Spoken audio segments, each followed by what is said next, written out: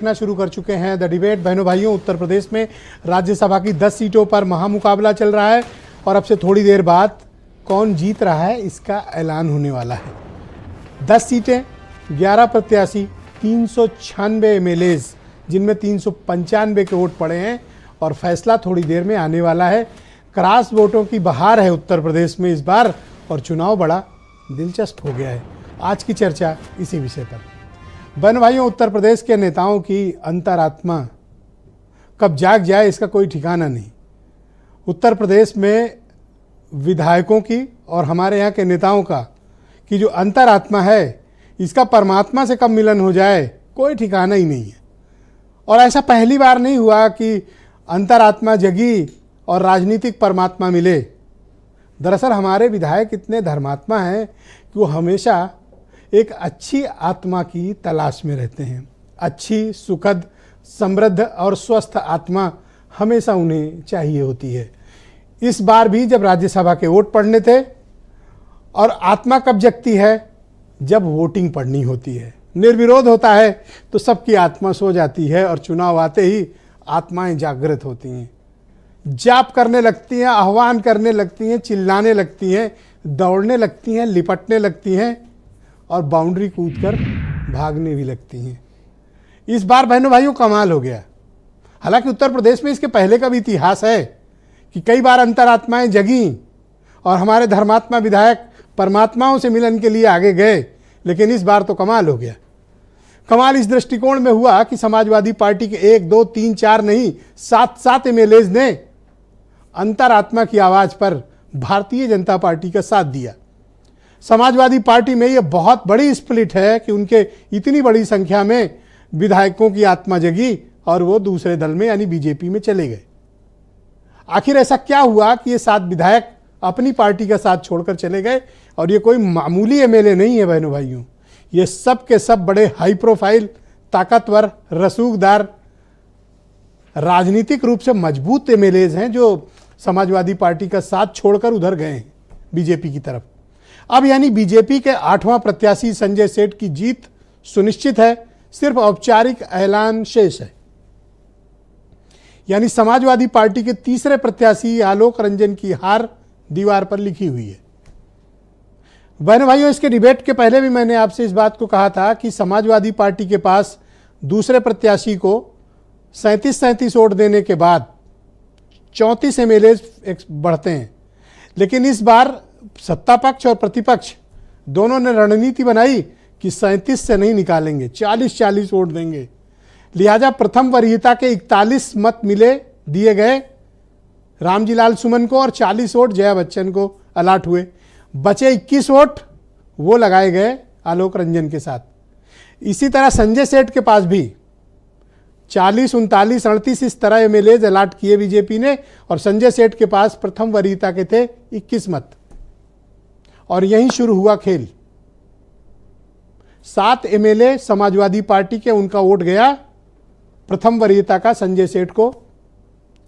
गायत्री प्रजापति की पत्नी जो अमेठी की विधायक हैं वो गैर हाजिर को भी मदद ही माना जाता है, क्योंकि उसका वोट नहीं गिना जाएगा तो आगे काम बन जाएगा, यानी अपोजिशन वाले को वोट नहीं मिलेगा। लेकिन समाजवादी पार्टी ने भी खेल करने में कमी नहीं की। इधर से नुकसान हुआ तो भरपाई राजभर जी के घर से हुई।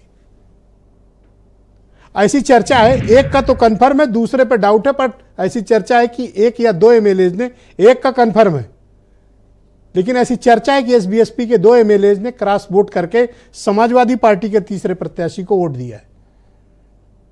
यानी कुल टोटल क्रॉस वोट कितने हुए? 9। समाजवादी पार्टी से जो बीजेपी में गए वो कितने हैं? 7।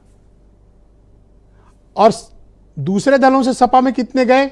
अधिकतम 2, कम से कम 1 कंफर्म्ड है और 1 वोट गैर हाजिर।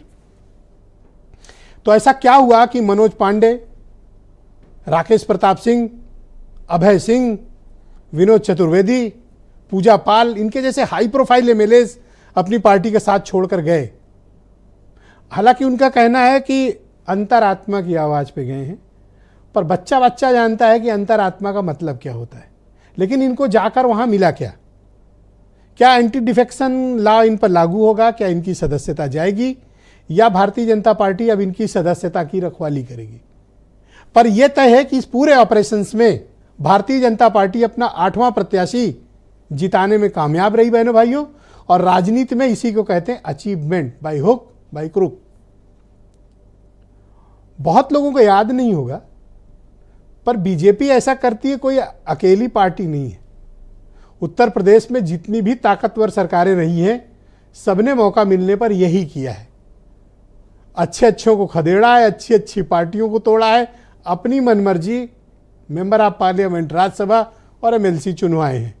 इस बार ताकत है बीजेपी के पास, और देने के लिए भी किसी के पास कुछ है तो बीजेपी। मैं एक चीज को लेकर जरूर आश्वस्त हूं उत्तर प्रदेश के नेताओं के बारे में, और खास तौर पर एमएलएस और एमपीज के बारे में। एक दो अपवाद को छोड़ दें तो उत्तर प्रदेश के एमएलएस को आप एजेंसी से नहीं डरा सकते। इसलिए यह संभावनाएं कम है कि एजेंसी के डर से गए होंगे। उत्तर प्रदेश के नेता बड़े राजनीतिक हैं, ये अपने पॉलिटिकल इंटरेस्ट को वॉच करते हैं। अगर इनका पॉलिटिकल इंटरेस्ट फुलफिल है तो ये जाएंगे।